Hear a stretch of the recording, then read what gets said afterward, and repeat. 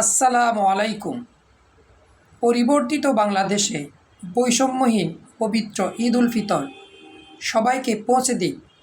সংস্কারের মাধ্যমে গণতন্ত্র ও সুশাসন প্রতিষ্ঠার আনন্দ। প্রতিষ্ঠিত হোক ন্যায় বিচার। দীর্ঘ এক মাস সিয়াম সাধনার পর পবিত্র ঈদ উল ফিতর সমাগত। ঈদ উল ফিতর যে আনন্দের বার্তা নিয়ে এসেছে তা যেন সমাজের সব স্তরের মানুষের জীবনে অর্থবহ হয়ে ওঠে। ঈদের আনন্দের সঙ্গে মানুষের জীবনে সবার জন্য তৌফিক অর্জিত হোক, এমনটাই কামনা করি। ঈদ আমাদের সমাজে সামষ্টিক জীবনে সম্প্রীতি ও শুভবোধের চর্চা উজ্জীবিত করুক এবং মানুষের মধ্যে বৈষম্য দূর করুক।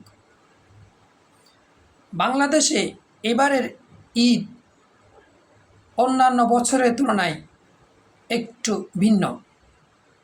এবারের ঈদ যাত্রা আগের তুলনায় অনেক শৃঙ্খলাপূর্ণ ছিল, ফলে ব্যাপক জনভোগান্তি লক্ষ্য করা যায়নি।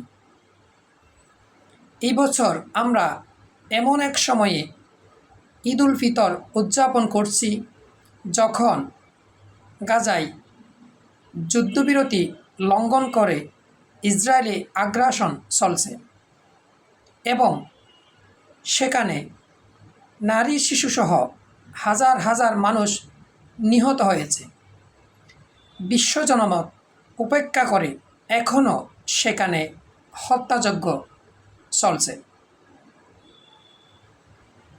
গাজায় মুসলমানদের জন্য এবারের ঈদ একটি দুঃখজনক বাস্তবতার মধ্যে উদযাপিত হচ্ছে।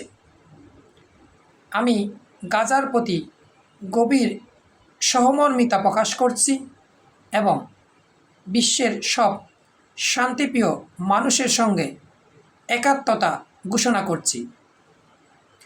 অন্যদিকে গত শুক্রবার মায়ানমার ও থাইল্যান্ডে ভূমিকম্পের বিপর্যয় নেমে এসেছে।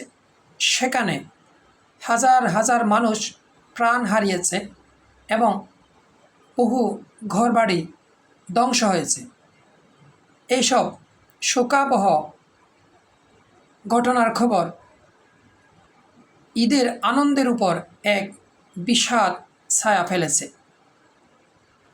আমি এসব অঞ্চলের মানুষের প্রতি গভীর সমবেদনা জানাচ্ছি।